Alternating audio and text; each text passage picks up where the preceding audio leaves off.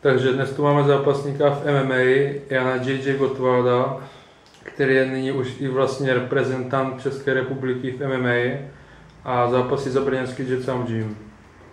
Připravili jsme si pro ně tedy pár otázek a zkusíme ho trošku vyspovídat. Jdeme na to? Můžeme. Takže asi před hodinou jste dojeli z Karlových Varů, kde si včera večer podstoupil nominační zápas o mistrovství světa a nastoupil si proti domácímu borci Hitchcockovi. Jak zápas probíhal, bylo vše podle plánu a jak zápas vůbec dopadl? Tak v zápase jsem se držel taktiky, kterou mi naordinovali moji trenéři. Vlastně soupeř je bývalý postojář, takže jsem se s ním nechtěl pouštět do žádných přestřelek. A snažil jsem se držet střed klece, natlačit si ho na pletivo a bodovat takedownama. Teď vše asi. A jak zápas dopadl? Vyhrál jsem na body. Jaké byly oslavy tvého postupu? Tak vlastně včera byl závěr filmového festivalu v Karlových Varech, tak jsem vyšel za písničkou. No a tak dal jsem si nějaký panáky, tam padly. A v kolik jste šli spát včera, nebo dneska? V 6 hodin asi jsem dojel na hotel. Máš už nějaké informace k mistrovství světa? Kdy budeš zápasit s kým? Tak mistrovství světa bude v Bělorusku, v Minsku. Bude to 11. nebo 12. září, teď přesně nevím. A záleží, jaký si vyberu los, jako nevím předem soupeře, neznám. Můžeš nám zmínit, jakou máš zápasovou bilanci a v jaké kategorii vůbec zápasíš? Zápasím v kategorii light heavyweight, což je polotěžká váha do 93 kg. Moje zápasová bilance je 8 zápasů, 6 vítězství, z toho 4 KO. Tak to je slušný. Vidíš nějaký rozdíl v tom, jestli zápasíš před domácím publikem, jako třeba na brněnských gala večerech, nebo například včera v Karlových Varech? Tak samozřejmě určitý rozdíl tam je. V Brně vlastně, když zápasím v Brně, je tam pro mě lepší atmosféra. Lidé vlastně, fanoušci mi tam posílají větší motivaci do zápasu, větší sílu, ale stejně když tam vlezu do té klece nakonec, tak je to úplně jedno, soustředím se na cíl. Jak dlouho před fightem se začínáš připravovat na konkrétní duel? Tak já se připravuji pořád, normálně trénuju jednou denně a s tím, jak se blíží zápas, tak vlastně zintenzivňuji tu přípravu a přecházím na 2 až 3 fázové tréninky. A jak dlouho to je asi před zápasem? Zhruba ty 3 až 4 týdny před zápasem. A tu přípravu máš vždycky měřenou úplně stejné způsoby, anebo to je na každého soupeře jiný? Na každého soupeře volíme jinou taktiku. Záleží, jestli je soupeř zemář nebo spíš postojář. O to se pak vyvíjí taktika a ten samotný průběh zápasu. V přípravě zápasníka je určitě potřebný silový trénink. Můžeš se nám pochlubit nějakými tvoje výsledky nebo maximálkama, co máš v silovém tréninku? Tak silově se připravuju se Zdeňkem Dohnalem v Jet Sam Gymu formou kettlebell tréninku a jinak do toho zařazuji ještě fitko.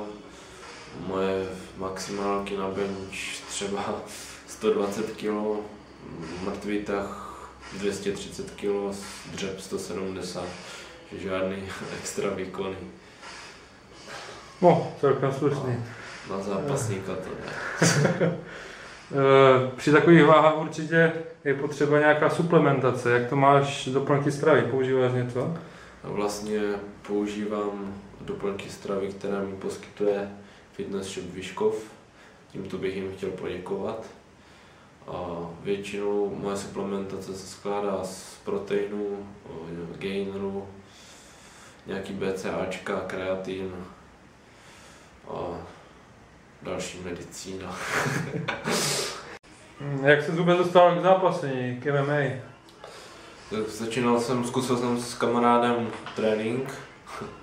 Začínal jsem od grapplingu a vlastně předtím jsem jenom cvičil. A potom, co jsem zkusil vlastně tenhle sport, tak mě to začalo bavit. A naplňuje mě to a chtěl bych v tom, řekl jsem si, že nebudu to dělat jenom tak pro zábavu.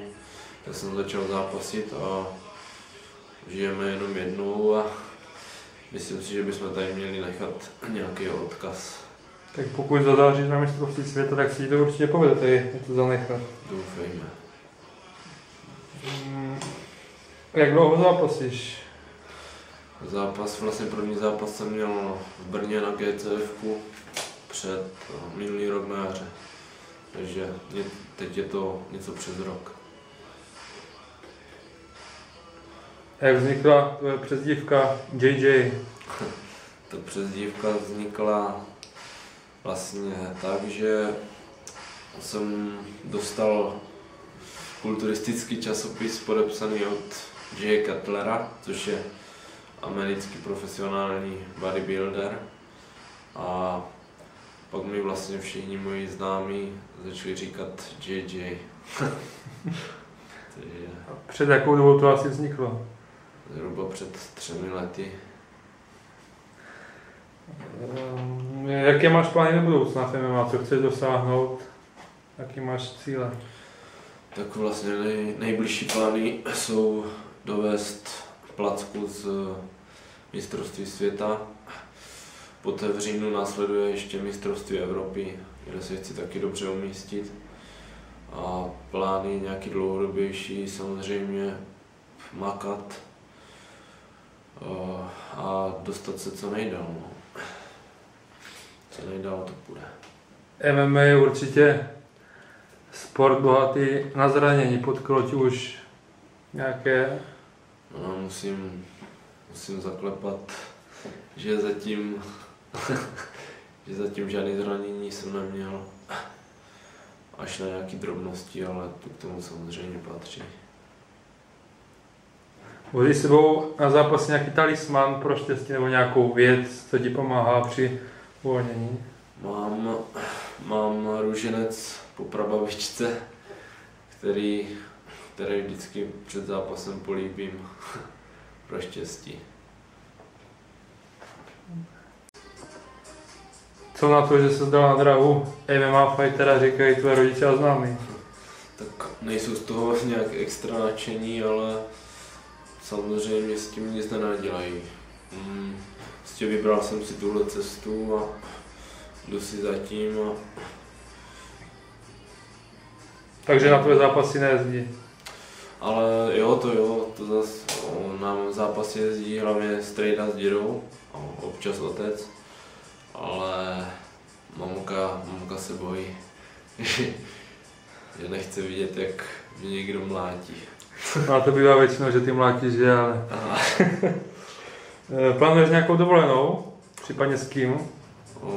Ano, chci jet do Egypta s kamarádem, trošku se zrelaxovat a vyčistit si hlavu před novou sezónou.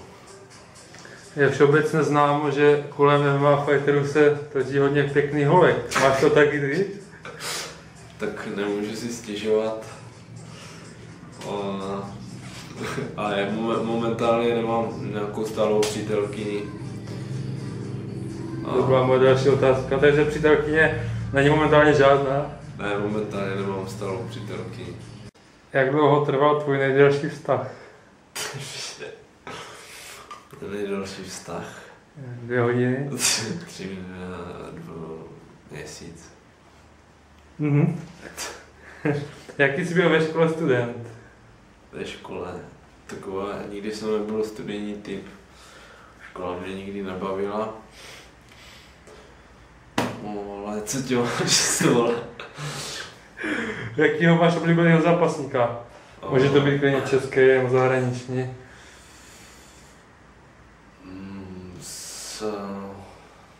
Určitě je to John Jones nebo Alexander Gustafsson. Chtěl bys na závěr někomu poděkovat nebo říct pár slov? Tak určitě bych chtěl poděkovat trenérům Martinu Karajvanovi, Jarovi Hovězákovi, Kamilu Chrobákovi, Zdeňku Dohnalovi, Petru Novotnému z DT Prostějov, Michalu Dětkovi z hotelu Selský dvůr za poskytování wellness, Fitness Shop Vyškov za kvalitní doplňky výživy, které potřebuju k dotážení formy před fightem. Dál kluku z Jetsam Gymu za pomoc v přípravě a všem kamarádům a známým, kteří mě podporují a fandím. To je asi vše. My děkujeme a přejeme hodně štěstí na mistrovství světa. Díky.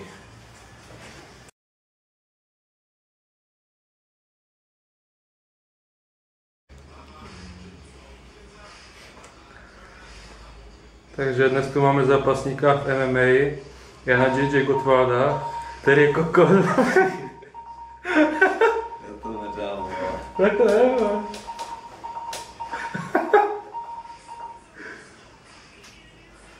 No?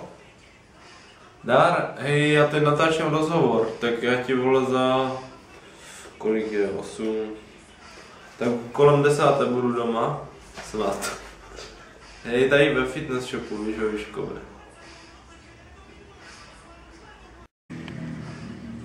Jak jsi vůbec dostal k zápasení, k MMAčku? Tak předtím jsem jen cvičil a pak jsem zkusil s kamarádem trénink MMAčka. A... Ty vole, Tak rozhováme. Mají to v sobě zarytý, že... Víš, já nevím, jak to říct, vole. Prostě, vole...